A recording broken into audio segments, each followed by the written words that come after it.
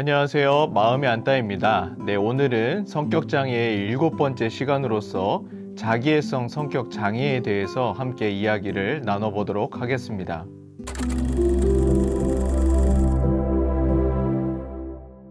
자기애성 성격 장애는 나 스스로가 특별하다고 생각을 하고요. 또 더 나아가서 내가 원하는 거는 어떠한 방법을 선택하든지 간에 얻으려고 하고, 그리고 이 사람들은 자기중심성이 굉장히 강해서 상대의 말이나 감정, 행동 이런 것들에 전혀 공감을 하지 못하는 성격이 바로 자기애성 성격 장애라고 말할 수 있어요. 이들에게는 핵심 인지가 있다면 나는 특별하다. 그리고 다른 사람이 나에 대해서 숭배를 해야만 한다라고 하는 이제 핵심 인지가 있어요. 근데 이런 핵심 인지가 계속해서 작동을 하기 때문에 대표적으로 두 가지의 이제 주요한 특징들이 있다. 먼저 하나는 뭐냐면 나 자신을 스스로 과시를 많이 해요. 그리고 과장을 많이 하고요. 또 하나는 나 스스로가 훌륭하다라고 생각을 하는 거예요. 이게 이제 가장 큰 메인 특징인데, 이 세상에 있는 사람들 중에서 내 존재가 내가 제일 훌륭하다라고 생각을 실질적으로 하고 있고요. 항상 그렇기 때문에 잘난 체를 많이 해요.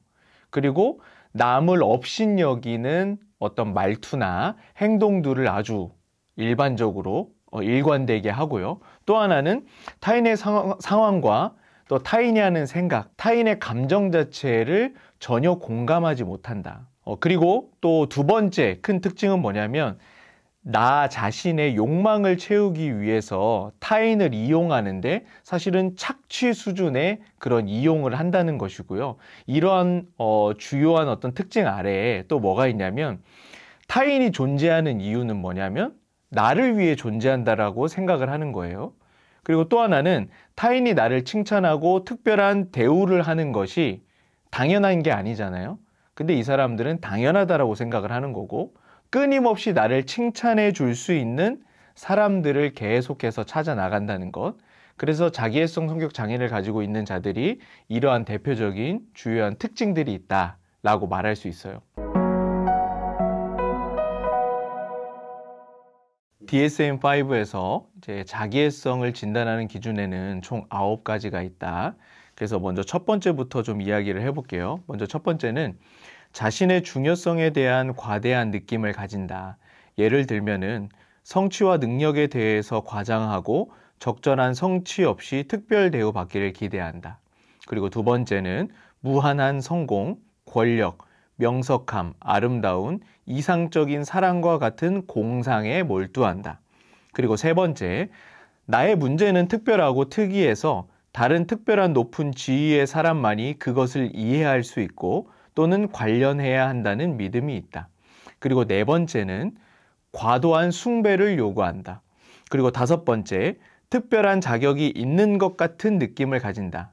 다시 말하면은 특별히 호의적인 대우를 받기를, 자신의 기대에 대해 자동적으로 순응하기를 불합리하게 기대한다. 그리고 여섯 번째, 대인관계에서 착취적이다. 즉, 자신의 목적을 달성하기 위해서 타인을 이용한다. 그리고 일곱 번째, 감정이입에 결여가 있다. 타인의 느낌이나 요구를 인식하거나 확인하려 하지 않는다. 네, 그리고 여덟 번째는요, 다른 사람을 자주 부러워하거나 다른 사람이 자신을 시기하고 있다는 믿음이 있다. 그리고 마지막 아홉 번째는 오만하고 건방진 행동이나 태도가 있다. 그래서 이 자기애성을 진단할 때 주로 이 자기애성은 청년기에 시작이 된다라고 보고요. 이 기준에서 5가지 이상 또는 그것이 충족되었을 때 자기애성 성격 장애로 이제 진단을 해볼 수 있다. 자기애성 성격 장애의 이 유형은 분류는 두 가지로 해볼 수 있어요. 먼저 첫 번째는 외현적 자기애가 있고요. 두 번째는 내현적 자기애가 있어요. 그래서 먼저 외현적 자기애를 좀 살펴보면 이것이 뭐냐면 누군가가 객관적으로 볼 수 있을 정도로 눈에 띄게 이 사람이 굉장히 자기중심적이라고 보여지는 거죠. 그의 모습과 행동 자체가. 그리고 또 하나는 과할 정도로 적극성을 띠고요. 그리고 타인의 어떠한 반응에도 전혀 개의치 않고 오롯이 그냥 자기 주장만을 해요. 이것이 이제 외현적 자기애고요. 그리고 내현적 자기애는 자기 중심적이기는 하지만 자기애적, 앞에서 얘기했던 외현적 모습에서 나타나는 그 행동들이 있잖아요.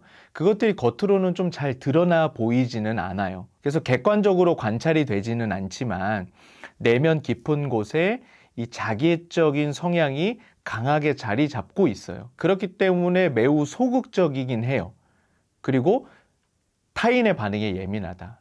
이 내연적 자기애와 외연적 자기애로 자기애성은 나누어 볼 수 있다. 네, 이렇게 말할 수 있을 것 같아요. 우선 자기애성 성격 장애에 대한 그 원인을 분석을 할 때 다양한 이론들이 있어요. 그러나 제가 지금까지 연구하고 또 지금까지 공부를 해온 바, 그리고 현장에서 지켜본 바, 그 하인즈 코엇의 자기 심리학의 이론으로 이 자기애성을 좀 보는 것이 타당하다고 해야 될까요? 좀 신뢰할 만하고 타당하다. 그리고 명백한 그 원인들 중에 하나의 부류로 있기도 해요. 또 제 전공이기도 하고요. 그래서 우선 이 하인즈 코엇의 자기 심리학적인 이론에서 좀 오늘 이야기를 해볼 텐데, 먼저 그 이야기를 하기 전에 자기애성 성격 장애도 이제 기능의 손상이 있잖아요. 이 자기애성 성격 장애자들에게 과하게 발달한 부분은 뭐냐면은 나 자신을 과장하고 또 과시하고 또 경쟁하는 것, 적극성을 띠는 부분들이 아주 과하게 발달을 했고요. 그 반면에 과소하게 발달한 것은 뭐냐면은 무엇인가 누군가와 쉐어하는 부분, 그러니까 공유하는 어떤 부분이라든지 또 집단을 동일시하는 그런 부분들, 이런 부분들이 이제 적게 발달했다라고 이제 말할 수 있는 거예요. 우리가 이러한 어떤 이해 안에서 좀 원인들을 볼 때 먼저 그러면 자기라고 하는 것이 어떻게 발달되었는지를 우리가 명확하게 보아야 이 자기애성이 훨씬 더 이해가 쉬워지거든요. 자, 하인즈 코엇이 이야기하기를 자기, 인간의 자기, 셀프라 그러죠. 이것이 발달하는 데는 반드시 어린 시절에 두 가지의 단계를 거친다라고 이야기를 하고 있어요. 먼저 첫 번째는 뭐냐면 과대, 과시적 자기, 이 부분이 발달을 해야 된다는 거예요. 우리가 생각을 해보면 최초의 유아에 태어난 아기는 자기 대상이 있어요. 여기에서 자기 대상은 나를 돌보아주는 보호자나 돌봄자를 얘기하거든요. 그러니까 소위 이제 엄마 아빠가 될 수 있겠죠. 근데 이 자기 대상으로부터의 돌봄과 애정을 받게 되죠. 그럼 이 과정에서 내가 막 갑자기 울어요. 배가 고파서 막 울어요. 근데 젖이 물려와요. 그리고 내가 배가 불러지네. 그리고 또 내가 이제 뭐 소변이 마려워서 쌌는데 또 내가 울어요.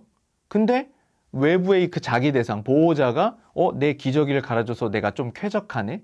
네, 예를 들어 이 아이가 이런 경험을 하다 보면 내적으로 어떤 부분이 생기게 되냐면 나는 완벽해. 내가 울면 다 되네. 이렇게 내가 스스로를 인식한다는 거예요. 그러면서 아까 얘기했던 내가 과대적이고 그리고 과시적인 자기가 발달을 한다는 거예요. 그래서 이러한 자기가 형성이 되는 거죠. 이러한 자기가 형성되면서 유아는 자연스럽게 이제 다음 단계로 좀 넘어가거든요. 이때 아기는 필연적으로 뭘 경험을 하게 되냐면 최적의 좌절을 경험하게 돼요. 근데 여기에서 최적의 좌절이 뭐냐? 그냥 좌절이면 좌절이지. 그 다음에 발달하는 자기가 이상화된 부모 원상 자기거든요. 이거를 이제 이야기를 해보면은 최적의 좌절이 뭔지를 알게 될 거예요. 이제 유아가 과대 과시적 자기가 발달을 했죠. 그럼 그 다음 단계로 넘어가야 된다 그랬어요. 근데 유아가 그 좌절, 그러니까 내가 울면은 예전에는 다 해줬어요. 근데 어느 정도 이 아이가 성장하고 울었는데 바로 충족이 안 되네. 그러면서 이 아이가 내면 안에서 생겨나게 되는 어떤 생각들이 있을 거 아니에요. 그럼 어떤 생각을 하냐? 이 좌절을 겪게 되면서 나는 완벽하지 않네. 그런데 나의 자기 대상, 이 부모, 보호자는 완벽하네. 난 그의 소속이야. 나는 그에게 소속된 사람이야. 라는 이런 부분이 내 내면 안에서 이루어지게 된다는 거죠. 근데 그럴 때 그 아이가 이제 좌절을 하잖아요. 그때 자기 대상이 잘 공감을 해주고 그 상황에 대해서 함께 잘 버텨주면은 이 아이는 그 이상화된 부모 원상 자기를 얻게 된다라는 거예요. 그래서 적절한 공감을 받은 거죠. 최적의 그 좌절 속에서 나는 완벽해. 라는 그런 생각에서 내 부모는 완벽한 존재야. 또 여기에서 난 그러한 부모에게 소속된 존재다. 라고 하는 그런 이 나에게 집중했던 것이 타인에게 집중을 한다는 이야기예요. 네. 이 포커싱이 옮겨져 간다. 포커스가. 그래서 만약에 이러한 우리가 이해의 선상에서 좌절을 경험을 했는데 이 자기 대상이 공감을 안 해주거나 그랬었을 때 어디에서 멈출까요? 이 유아는 바로 과대 과시적 자기에서만 멈춰 있는 거예요. 그렇기 때문에 나는 완벽해라고 하는 것, 이것이 아까 제가 핵심 인지에서도 나는 특별해. 그리고 타인은 다 나를 숭배해야 되는 존재들이야. 착취의 어떤 대상들이야. 이렇게 이제 생각을 하게 되는 거거든요. 그래서 이제 좌절 경험에 따른 원인들이 추가적으로 있다. 좌절 경험이 전혀 없는 경우에는 이 과대과시적 자기가 자기 우월적인 모습이 되어서 추후에 자기애성 성격 장애로 발전이 되는 거고요. 좌절 경험이 또 너무 심한 경우에는 매우 강한 심리 정서적 충격을 받게 됨으로써 이제 비참한 현실을 마주하게 되는 거죠. 이러한 모습 속에서 자신이 처한 현실을 내가 좀 받아들이기보다 오히려 이것을 외면하고 자기상에 집착하는 모습을 갖게 된다는 거예요. 그리고 외부 사람들로부터 이제 과한 칭찬과 그 인정을 추구하는 자기애성 성격 장애의 모습을 갖게 된다라는 거죠. 그래서 여기서 제일 중요한 것은 사실 자기애성 성격 장애를 갖고 있는 사람들은 사실 되게 안쓰러운 사람들이다. 우리가 좀 이렇게 이해를 해볼 수 있을 것 같아요. 저는 이제 자기애성 성격 장애를 전공을 하면서 이 부분에 대한 좀 고민들이 많았어요. 근데 저는 충분히 이들과 잘 지낼 수는 있다. 근데 명확한 우리가 방법을 좀 알면 힘들어요. 그러나 그럼에도 불구하고 두루두루 잘 지낼 수 있다 라고 말할 수 있을 것 같아요. 그래서 조금 함께 지내는 법이라고 한다면 두 가지를 좀 이야기해 볼 텐데, 먼저 첫 번째는요, 어떠한 형태이든지 간에 이들의 과장 행동에 반응을 하지 말라. 반응하는 순간 여러분들이 말려든다라는 사실을 반드시 기억하고 있어야만 해요. 이들은 그들의 기본적인 행동 자체가 그냥 일상화된 행동 자체가 과시하고 과장하는 부분이에요. 그래서 그 부분에 반응을 하지 않는 것이 너무너무 중요하고요. 두 번째는 뭐냐면 이들과의 관계에서 반드시 나의 생각과 논리를 지켜야만 한다. 여러분, 자기애성 성격 장애를 가진 사람들은 아주 강력하게 나 스스로를 어필하고 주장하거든요. 이런 부분들이 가만히 듣다 보면은 맞는 것 같은데 이렇게 수긍해지게끔 그렇게 논리를 나름대로 사용을 해서 이야기하기 때문에 쉽게 빠질 수가 있다는 거예요. 이런 것을 우리가 기억하고 내 생각과 나의 논리, 이런 부분을 내가 고수하는 것이 필요하고, 내가 만약에 그것을 고수하지 못했을 때는 나는 그들에게 부정적인 영향을 받을 수 있는 거죠. 그래서 이 부분을 항상 경계하는 것이 그들과 함께 지내는 법이라고 말할 수 있을 것 같아요. 내가 자기애성 성격 장애를 가지고 있다. 그럼 앞에 처음에 정의에 대해서 이야기를 할 때에 이들은 타인의 생각이나 감정, 행동, 이 모든 것들을 전혀 공감하지 못한다라고 했죠. 기본적으로 타인이 보이지 않는 거거든요. 오로지 나 자신만 보이는 거예요. 그래서 내 사고, 내 감정, 내 행동이 제일 중요한데, 그럼에도 불구하고 이들도 반드시 정말 죽을 노력을 하면, 제가 여기서 이야기해요. 죽을 노력을 하면 충분히 그것들이 극복이 될 수 있다 라고 저는 생각해요. 그래서 먼저 첫 번째는 뭐냐면은 타인에 대한 넓은 시야를 가질 필요가 있어요. 내가 나를 절대시하는 것을 내가 스스로 경계해야지만 돼요. 그리고 상대가 나보다 낫다라는 인식을 해야 돼요. 그런데 이들은 그 지읒자, 낫다 할 때 낫다라고 생각을 하는데 그 지읒을 시옷으로만 바꾸면 되거든요. 타인이 나보다 낫다. 이런 생각을 꼭 해야만 하고요. 또 하나는 내가 다른 사람들한테도 배울 점은 있다 라고 내가 계속해서 생각하고 내가 배우려는 자세를 가질 때 이 자기애성이 극복이 되는 것이고요. 두 번째는 뭐냐면 다른 사람과 함께 할 수 있는 일에 참여를 해야만 한다. 자기애성 성격 장애의 경향이 있는 사람은 타인들과 같이 일을 하는 게 사실 많이 서투르거든요. 잘 못해요. 그렇기 때문에 이들은 매우 폐쇄적이고 자기중심적인 모습으로 일관할 수 있어요. 그런데 내가 타인과 함께 할 수 있는 일에 적극적으로 참여해서 이들로 하여금 다양한 피드백을 좀 받을 때 이 자기애성적인 부분들이 조금 감소가 될 수 있고요. 세 번째는 되게 중요한 이야기인데 타인을 위한 삶을 살아야만 한다. 의도적으로 좀 사회 봉사 활동을 할 필요가 있어요.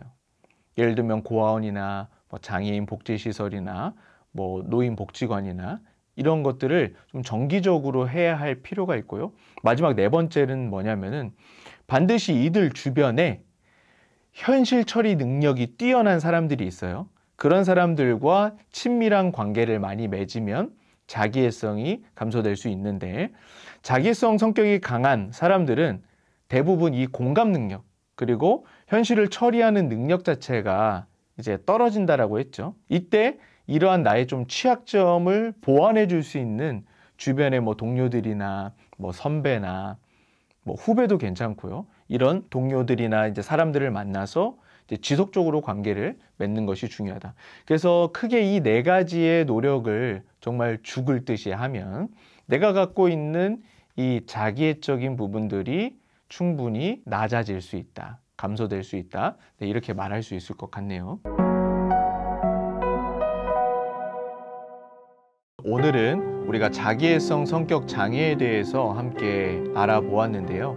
사실 굉장히 자기중심적이고 또 타인을 고려하지 못하는 사람들이 우리 옆에 많이 있을 거예요. 네, 우리 주변에 너무나도 오늘날에는 많이 있는데 사실 이런 사람들과 우리가 관계를 맺는다는 것이 매우 힘이 들어요. 그래서 기가 빨린다는 표현도 하고요. 또 뭔가 이렇게 숨이 막힌다라고 하는 그런 표현도 있고요. 그만큼 이들이 자기중심적이기 때문에 힘든 것이거든요. 그래도 불쌍한 사람들, 어찌 보면 되게 안쓰러운 사람들이라고 말을 했어요. 어렸을 때의 그 자기 대상으로부터 내가 좌절을 경험할 때 공감을 받지 못했던 사람들이기 때문에 여러분들이 이러한 면모들을 좀 기억을 하시면서 좀 측은한 마음으로 이들과 함께 대하여 준다면 이들이 갖고 있는 자기애성, 이 부분도 역시나 감소가 되어서 이제 다른 사람들과 잘 어울려지게 되지 않을까라고 생각을 해보게 됩니다.